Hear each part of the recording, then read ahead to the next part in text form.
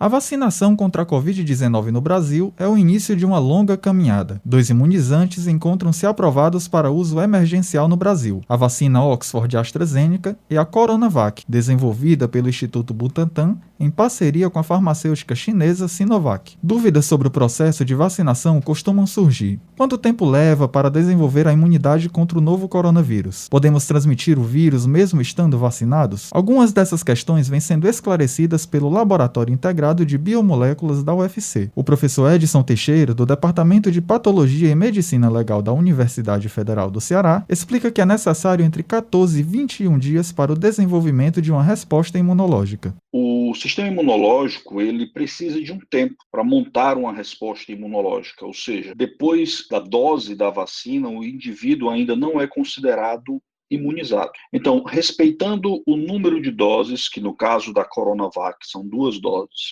e o intervalo mínimo entre essas doses, depois de 14 a 21 dias após a segunda dose, o indivíduo é considerado imune, mas só depois de 14 a 21 dias. Ele destaca que, mesmo após essa imunização, os cuidados de proteção continuarão sendo necessários, pois apesar de imune ao vírus, uma pessoa vacinada ainda pode transmiti-lo. No caso da Coronavac, assim como de outras vacinas, o desfecho principal é proteger contra casos graves. Por isso a gente vai ter que, pelo menos por enquanto, continuar o distanciamento social, o uso de máscaras e o cuidado com a higiene. Isso acontece porque, apesar do indivíduo imunizado não desenvolver casos graves, ele pode ainda conter vírus nas vias aéreas superiores e transmitir esse vírus a outras pessoas. Somente a partir dos dados epidemiológicos observados ao longo do tempo é que será possível definir se serão necessários reforços ou atualizações da vacina, como explica o professor Edson Teixeira.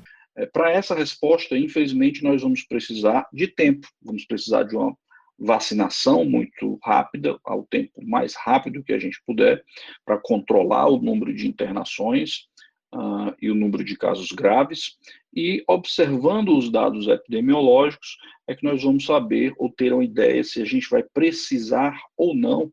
A gente tem assistido agora uma quantidade grande de variações desse vírus, mutações em algumas proteínas importantes, e é preciso observar se será necessário algum reforço anual ou alguma atualização dessas vacinas no futuro. Mais de 50 perguntas já foram respondidas através da seção Tira Dúvidas do Laboratório Integrado de Biomoléculas da UFC. Para enviar uma pergunta, basta acessar o Instagram do laboratório, @libsufc. Emanuel Silva para o Jornal da Universitária.